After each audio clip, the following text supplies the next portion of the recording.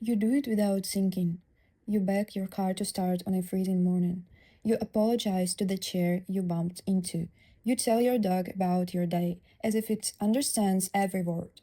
You mutter come on to a loading screen as though a machine could be persuaded. You know these things cannot hear you. You know the car has no feelings. The chair has no memory. The app has no ears. And yet the words come out anyway, automatic and sincere. Most people write this off as a silly little habit, a quirk, something you do when you are tired or alone. But the real answer is far stranger, because that habit is not a quirk at all. It is a window into one of the deepest features of the human mind, a piece of mental wiring so powerful that it may be the very reason your species came to dominate the planet.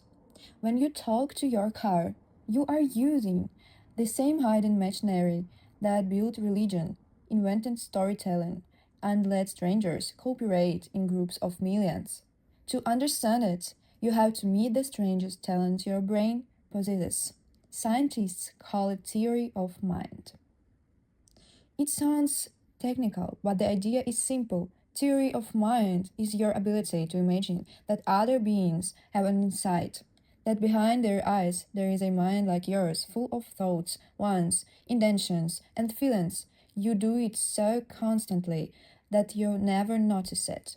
When you guess that your friend is upset, when you sense that someone is lying, when you predict what a stranger will do next, you are running this astonishing simulation. You are building a teeny model of another mind inside your own. This ability is the social superpower of humans.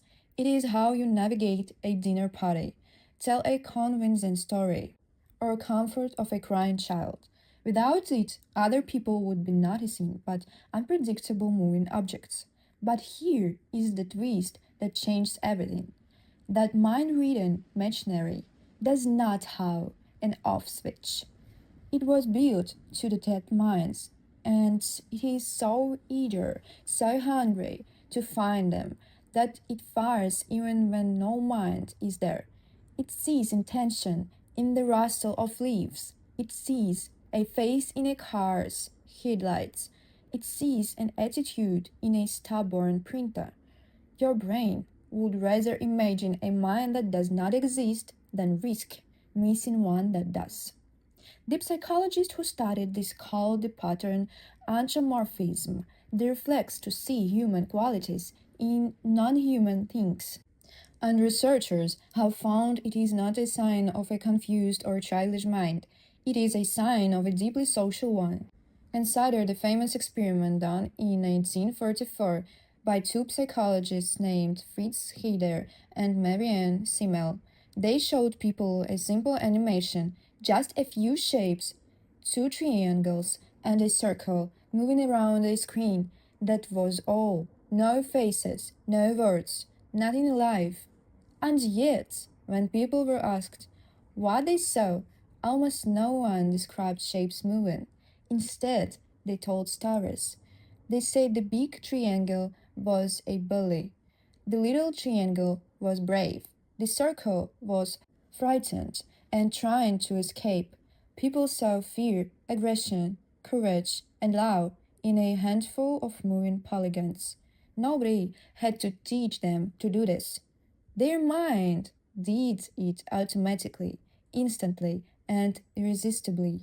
Shown mere shapes, the human brain reached for a story about minds. That is the machinery you are using when you talk to your car. It is not broken. It is doing exactly what it evolved to do. It is treating an object as if it had an inside, because of hundreds of thousands of years. Treating things as if they had minds was the safer bet. Think about why. Imagine you are an early human on the savanna, and you hear a branch snap behind you. You have two options.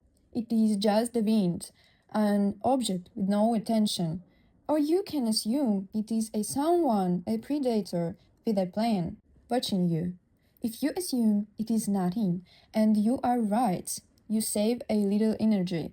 If you assume it is nothing and you are wrong, you die. But if you assume it is a mind, a hunter, and you turn to look, the worst case is that you feel a little foolish. Over millions of years, the humans who saw minds everywhere survived more often than the ones who did not. You are their descendant. You inherited a brain that would rather apologize to a chair than miss a larking treat. But this is only half the story, because seeing minds where there are none did not just keep your ancestors alive, it transformed what humans could become. The historian Yuval Noah Harari has argued that the thing which truly separates humans from every other animal is our ability to believe in things that exist only in our shared imagination. Money, nations, laws, goods, companies, none of these things exist in the physical world. You cannot touch a country or hold a corporation. They are stories agreed upon by millions of minds at once, and the reason we can't believe in them, cooperate around them, and organize our entire civilization around them is the very same machinery that makes you talk to your car. The ability to treat an invisible intention field agent as real is the foundation of every human institution. To imagine a God watching over you, you first need a brain willing to sense a mind that you cannot see. To trust a piece of paper as money, you need a brain that can believe in an agreement it cannot touch. The reflex that makes you scold a malfunctioning laptop is the same reflex that led humanity build temples, write constitutions, and unite billions of strangers under shared invisible ideas. So the impulse feels small. It feels like nothing, but it is the fingerprint of a mind built for connection at an almost unimaginable scale. And there is a gentle side to all of these too. When you talk to your pet, you are not being foolish. You are extending the deepest social instinct you have to a creature you love. When you name your cat or thank your house plant, you are practicing empathy, keeping the machinery of connection warm and running.